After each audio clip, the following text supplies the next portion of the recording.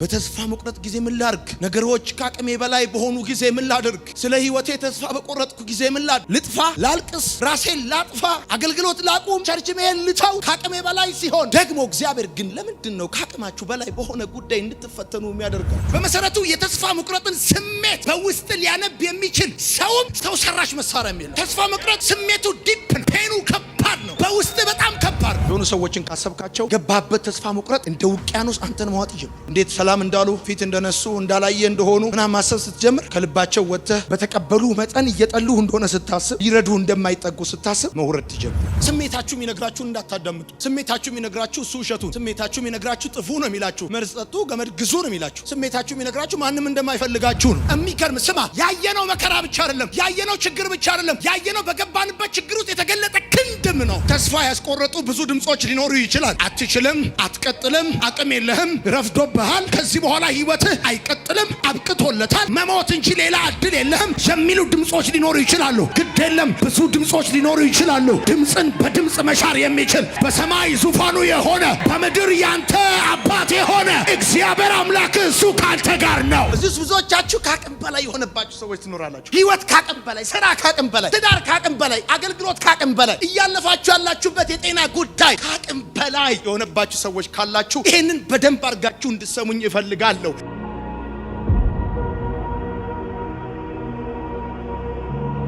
ጳውሎስ መከራ በችግር ውስጥና በተስፋ መቁረጥ ውስጥ እንደነበረ በዚህ መልእክት ውስጥ ይጽፋል። መቼም በመከራ በችግር ውስጥና በተስፋ መቁረጥ ውስጥ የማይሆን ሰው አለ ብዬ የማያልፍ ሰው አለ ብዬ አላስብም። ተስፋ መቁረጥ ሰውን ከሰው አበላልጦ አንደኛውን ሰው የሚያከብር አይነት ጉዳይ አይደለም። ሰው መከራው ካቅሙ በላይ ሲሆን፣ ችግሩ ካቅሙ በላይ ሲሆን የሚገባበት የህይወቱ ምዕራፍ ድቅድቅ ጨለማ ነው የሚሆነው እና ተስፋ መቁረጥ ካቅም በላይ የሆነ ችግር፣ ካቅም በላይ የሆነ መከራ የሚፈጥረው የህይወት ጨለማ። ይሄ ድንቅ አገልጋይ በጥላው በጨርቁ በአገልግሎቱ በጸሎቱ በመንፈሳዊ ህይወቱ በባህሪው በመልእክቱ ብዙዎች ተጽናንተዋል፣ ተፈውሰዋል፣ ተባርከዋል። እንደዚህ ሆኖ ሲያበቃ ግን እንደዚህ ብሎ ይናገራል። በህይወታችን ተስፋ እስክንቆርጥ ድረስ ከአቅማችን በላይ የሆነ ይላል። ለካ ትልቅም ሰው ከአቅሙ በላይ የሚሆን ነገር አለ። ለካ በባህሪውና በአገልግሎቱ የተመሰከረለት በህይወቱ ለብዙ ሰዎች በረከትና ተስፋ መፈታትና ነጻነት የሆነም ሰው ተስፋ ይቆርጣል። ለካ ብዙ ጊዜ ተስፋ መቁረጥ የሚመስለን የደካሞች ህይወት፣ ያላዋቂዎች ህይወት፣ የኃጢአተኞች ህይወት ይመስለን። ተስፋ መቁረጥ በጣም የሚገርማችሁ አዲስ በጌታ ቤት ካለ ክርስቲያን እስከ ቆየ ክርስቲያን፣ ከተማረ ክርስቲያን እስካልተማረ፣ ከባለስልጣን እስከ ተራ ሰው፣ ከሚያገለግል እስከሚገለገል ድረስ ተስፋ መቁረጥ ሁሉንም ሰው ነው የሚመለከተው። አንዳንድ ጊዜ ተስፋ ስንቆርጥ በህይወታችን የሚሰማን ስሜት አለ። የኃጢአተኝነት፣ የደካማ፣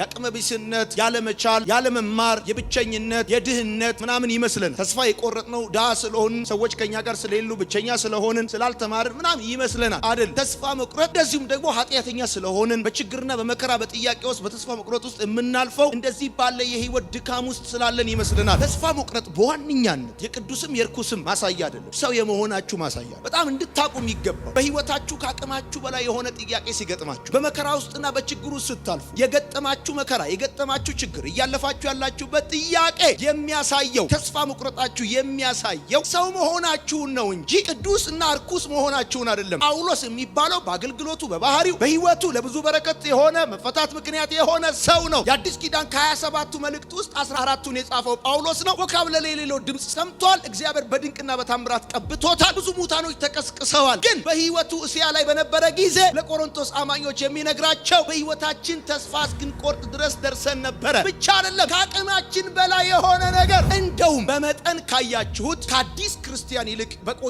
ክርስቲያን ህይወት ውስጥ ብዙ ጊዜ ተስፋ መቁረጥ በተደጋጋሚ ይከሰታል። ተስፋ መቁረጥ ካነጻጸራችሁት ከድሃ ይልቅ በሀብታም ላይ ብዙ ጊዜ በተደጋጋሚ ይከሰታል። ተስፋ መቁረጥ ካልተማረ ይልቅ በተማረው ላይ በተደጋጋሚ ጊዜ ይከሰታል። ሴትም ስለሆንሽ አይደለም፣ ድሃም ስለሆንክ አይደለም፣ ብቸኛም ስለሆንክ አይደለም። የሚገርም በብዙ ሰዎች አጀባ ተከበው ከሚኖሩ ሰዎች ካንተ ይልቅ እነሱ በተደጋጋሚ ጊዜ በተስፋ መቁረጥ ውስጥ እግዚአብሔር መከራ ውስጥ እንዲገባ ይፈቅዳል። እግዚአብሔር ችግር ውስጥ እንዲገባ ይፈቅዳል። እግዚአብሔር በህይወቴ እንቆቅልሽ እንዲገጥመኝ ይፈቅዳል ወይ ካላችሁ በደንብ ግጥም አድርጎ ይፈቅዳል። እግዚአብሔር መከራ ውስጥ፣ ቻሌንጅ ውስጥ፣ ተግዳሮት ውስጥ ስትገቡ ጸጥ የሚለው ወይም እንድትገቡ የሚፈቅደው በራሳችሁ እንዳትታመኑ ነው። አንዳንድ ጊዜ በጸጋችሁ፣ በእውቀታችሁ፣ በገንዘባችሁ፣ አጠገባችሁ ባሉ ሰዎች፣ በባለስልጣን፣ በጓደኞቻችሁ እንዳትታመኑ ሲፈልግ ሰማይና ምድርን ጸጥ አድርጎ እግዚአብሔር ቻሌንጅ ውስጥ እንድትገቡ ያደርጋል። ስለዚህ በመሰረታዊ ደረጃ ማወቅ ያለባችሁ ተስፋ መቁረጥ የማያንኳኳው በር የለም። ይገርማቸዋል። ተስፋ መቁረጥ ሀገር አይመርጥም። ተስፋ መቁረጥ ቁመት አይመርጥም። የፋይናንስ ስታተስ አይመርጥም። ሁሉንም ሰው ነው የሚጎበኘው። ይገርማል። አንተ ተስፋ እየቆረጥክ ያለው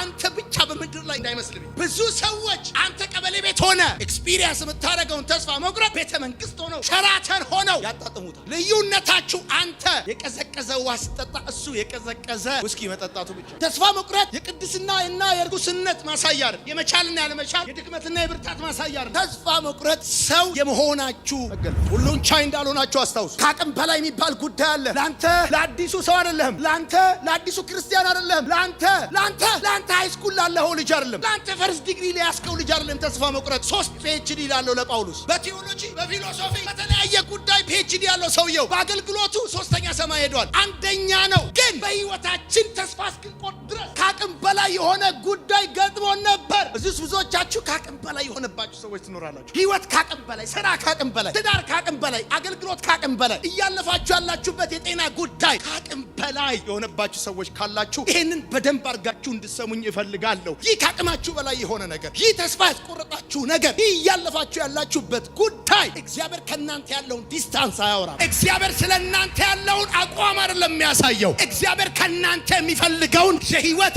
አቋቋም ነው የሚፈልገው። በመጠን ካያችሁት ከሚገለገል ይልቅ የሚያገለግል ሰው ተደጋጋሚ ተስፋ መቁረጥ ያጋጥማል። ከድሃ ይልቅ ሀብታም ካልተሳካለት ሰው ይልቅ የተሳካለት ሰው በተደጋጋሚ ተስፋ መቁረጥ በህይወቱ ሀፕን ያደርጋል። ለምን ካላችሁኝ ባደጋችሁ ቁጥር ለመውደቅ ትመቻቻላችሁ። አሁን አንዳንድ ጊዜ ብረት ለበስ ተሽከርካሪ ራሳችሁን እንደ ስፓርታከስ የምትቆጥሩ የማትደክሙ አርጋችሁ ሰዎችም ይነግሯችኋል። ራሳችሁም እንደዛ ታስባላችሁ። እየተጸለየ ሰው ተስፋ እንዴት ይቆርጣል? እያገለገለ እንዴት ሰው ተስፋ ይቆርጣል? እየዘመረ ለሌሎች እየጠቀመ ለሌሎች በረከት ሆኖ ራሱ ጋር ሲመጣ እንዴት እንደዚህ እንቆቅልሽ ውስጥ ይገባል ትልና በህይወት ታፍርና ተስፋ መቁረጥን በራስ ላይ አንግሰ አገር ለቀጠፍተ ገመድ ገዝተ በረኪና ገዝተ ደብዳቤ ጽፈ በነቢያት ትያዘ። ማንም ሁን የትም ሁን ተስፋ መቁረጥ ሰውን አያበላልጥም፣ ዘር አይመርጥም፣ የፋይናንስ ስታተስን የአካዳሚክ ሁኔታ አይፈራም። በየትኛውም ጊዜ ኤኒታይም በርህን ሊያንኳኳ ይችላል። ሐዋርያ ጳውሎስ እንደዚህ ላለ በህይወቱ ተስፋ ወደ መቁረጥ እጅግ ከባድ ወደሆነ መከራ ምናምን ውስጥ እንዴት ሊገባ ቻለ ብላችሁ ከጠየቃችሁ ጳውሎስ ለእንደዚህ ያለ የህይወት ተስፋ መቁረጥና መከራና ችግር ውስጥ ሊገባ የቻለበት ምክንያት ከደረሰው የአገልግሎት ጥሪ ሌሎችን ለማገዝና ለማገልገል ካለው ፍላጎት የተነሳ እንጂ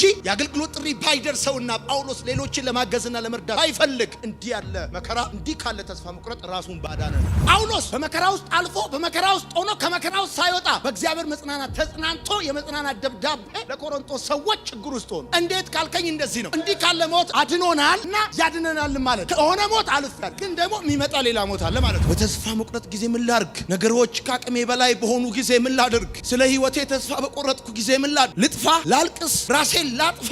አገልግሎት ላቁም? ቸርች መሄድ ልተው? ከአቅሜ በላይ ሲሆን ደግሞ እግዚአብሔር ግን ለምንድን ነው ከአቅማችሁ በላይ በሆነ ጉዳይ እንድትፈተኑ የሚያደርጋችሁ? ግን በራሳችሁ እንዳትታመኑ ስለሚፈልግ፣ አጠገባችሁ ባሉ ሰዎች እንዳትታመኑ ስለሚፈልግ፣ በዘመዶቻችሁ በፋይናንሳችሁ እንዳትታመኑ ስለሚፈልግ፣ አንዳንድ ጊዜ ይረዱናል ያላችኋቸውን ሰዎች ጀርባ እንዲሰጧችሁ ያደርጋል። በሱ ብቻ እንድትታመኑ ስለሚፈልግ በቆረጣችሁበት ጊዜ ራሳችሁንም አታጥፉ፣ አገር ለቃችሁም አትጥፉ፣ አገልግሎትም አታቁሙ፣ ራሳችሁን እንደ ርኩስ አትመልከቱ። ይህ የህይወታችሁ ራስ ደረጃ ማሳያ ሳይሆን ሰው የመሆናችሁ ማሳያ ነውና በተስፋ መቁረጥ ውስጥ በምትገቡበት ጊዜ፣ ተስፋ መቁረጥ በሚገጥማችሁ ጊዜ እግዚአብሔር ለእናንተ ማን እንደሆነ አስቡ። ጳውሎስ በሲያ ስለደረሰበት መከራ ከአቅሙ በላይ ስለሆነው ጉዳይ በህይወቱ ተስፋ ስለመቁረጥ ከመጽሐፉ በፊት የሚጀምረው መልእክቱን እንደዚህ በማለት ነው። የርኅራኄ አባት የመጽናናት አምላክ እግዚአብሔርን ሲያስበው እሱ የሚራራ ነው፣ እሱ የሚያጽናና ነው። ያለህ አባት በመከራ ውስጥ የሚተውህ አባት አይደለም። ያለህ አባት ለችግርህ አሳልፎ የሚሰጥህ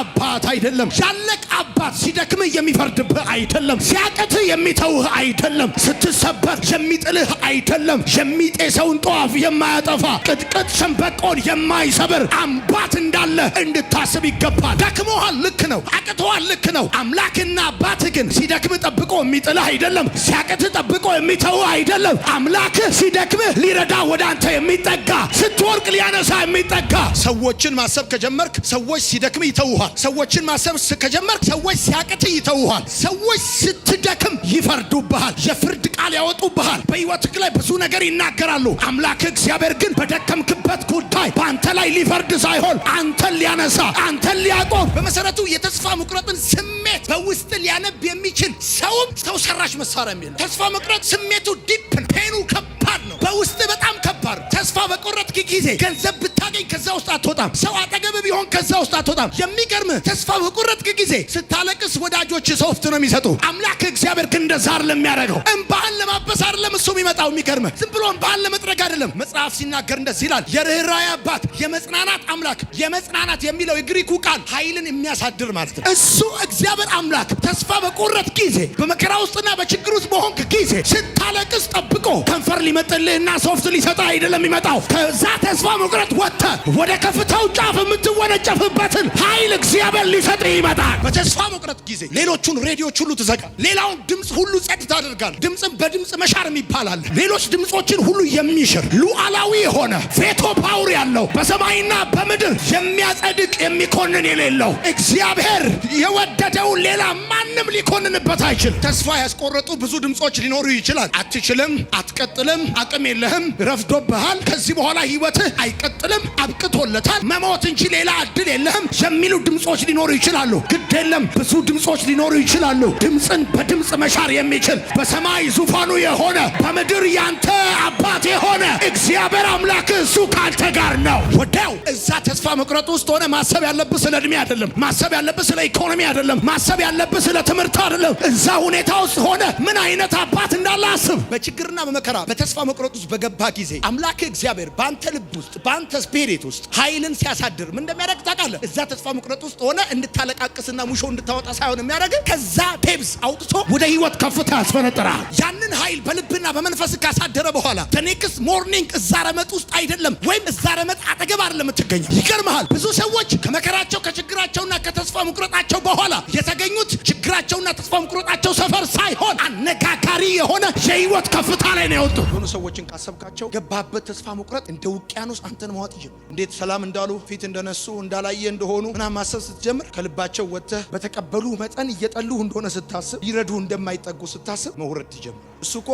የነካህን ነገር አራግፎ ሸልሞ ሸላልሞ ሰው ማረጋቅበት እየጤሰ ነው ብሎ የማያጠፋ ጌታን you have to think this የምንነግርህ ሁል ጊዜ እግዚአብሔርን ስታስበው የምታስበው ቢባላ ሰዓት ሰይፍ መዞ አንገትን ሊቆርጥህ በተጠንቀቅ በሰራዊቶቹ ታጅቦ የመጣ እና የሚመጣ በማይጠፋ ሰዓት ሊከትህ እየተዘጋጀ ያለ እግዚአብሔር በማሰብ ከቤቱ እንዳትጠፋ ላይፍ ግራፉን ቀይሮ ወደ ታች ቺዞክ ሲሄድ ሳታውቁት ዲፕሬሽን ውስጥ ትገባላችሁ። ዝም ብሎ ድርቀት ይሰማችኋል። ድርቅ ያለ አየር፣ ድርቅ ያለ ህይወት፣ ተስፋ የሌለው እግዚአብሔር ከእናንተ ጋር የሌለ እስኪመስላችሁ ድረስ ብቻችሁን የሆናችሁ ይመስላችኋል። የዛን ታይም ርኅራኄ አባት አይገርምህም? አለመቻልህን አይቶ አለማወቅህን አይቶ ተደጋጋሚ የሆንከውን አይቶ የማይፈርድ አባት ከአንተ ጋር ያለ አባት። አማኞች ማድረግ ያለባቸው በተስፋ መቁረጥ ጊዜ ራሳቸውን ማጥፋት፣ አገር ለቆ መጥፋት፣ አገልግሎት ማቆም፣ ከቸርች መራቅ፣ በረኪና መጠጣት፣ ገበን መግዛት ሳይሆን ሁለተኛ ማድረግ ያለባቸው በተስፋ መቁረጥ ጊዜ አይኖቻችሁን ከራሳችሁና ከሁኔታዎቻችሁ ላይ አንስታችሁ እግዚአብሔር ላይ ነው ማድረግ ያለባችሁ። ሁኔታዎቻችሁ ላይ ባፈጠጣችሁ ቁጥር ከእግዚአብሔር ትልቅነት ይልቅ የሁኔታዎቻችሁን ግዝፈት ማየት ትጀምራላችሁ። ስብከትና ድምፅ ከእግዚአብሔር ከመቀበል ይልቅ ከኢንቫይሮመንታችሁ መቀበል ትጀምራላችሁ።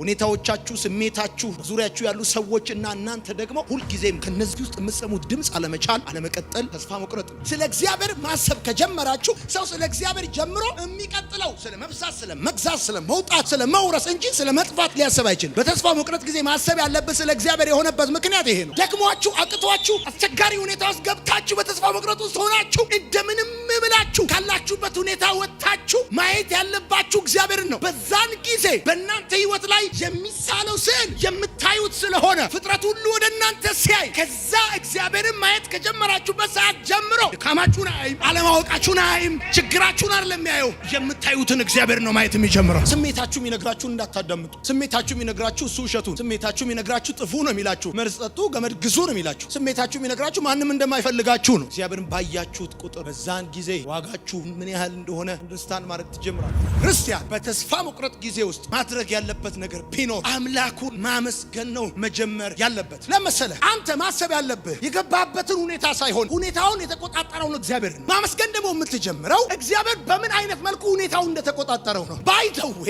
እንደገባበት መከራ እንዳለፍክበት ችግር ቢሆን ኖሮ በህይወት አትኖርም ነበር። በህይወት ያለኸው የገባበትን ሁኔታ እግዚአብሔር ስለተቆጣጠረው ነው። እግዚአብሔር እኮ ባይቆጣጠረው እንደመጣው ቢሆን፣ እንደገጠመ ቢሆን፣ እንዳለፍክበት ችግር ቢሆን፣ እንደ ብቸኝነት ቢሆን በዛን ጊዜ ዛሬ በህይወት ባልኖርክ ኖሮ የሚገርም ስማ፣ ያየነው መከራ ብቻ አይደለም፣ ያየነው ችግር ብቻ አይደለም፣ ያየነው በገባንበት ችግር ውስጥ የተገለጠ ክንድም ነው። በገባውበት ችግር ውስጥ ያጣሁት ገንዘብ ብቻ አይደለም፣ በገባውበት ችግር ውስጥ የገጠመኝ የስሜት ስብራት ብቻ አይደለም። እነዛ መከራዎቼና ችግሮቼ፣ ጥያቄዎቼ፣ እንቆቅልሾቼ፣ ተስፋ መቁረጤ አንድ ሌላ ያሳየኝ ክንድ እኮ አለ። ቀድሞ የገባ መለኮት ልጅ አለ እኮ። ቀድሞ የገባ መለኮት አለ እኮ። የአንበሳውን አፍ የዘጋ ኤንጅል አይቻለሁ። የእሳቱን ኃይል ያጠፋ መለኮት አይቻለሁ። ነገሮች ሰላም በነበሩ ጊዜ ያላየሁትን መልአክ ያየሁት ነገሮች በከፉብኝ ቀን ነው። ለካ መላእክቶች ስለኔ ሲታዘዙ በቃል ደረጃ ነበር ያዳመጥኩት። በህይወት ኢን ፕራክቲስ በህይወት ያየሁት ችግር ውስጥ የገባውለት እሱ እኮ እንዴት አልጎ ሃንድል እንዳደረገው እሱ ሃንድል ባያደርገው ኖሮ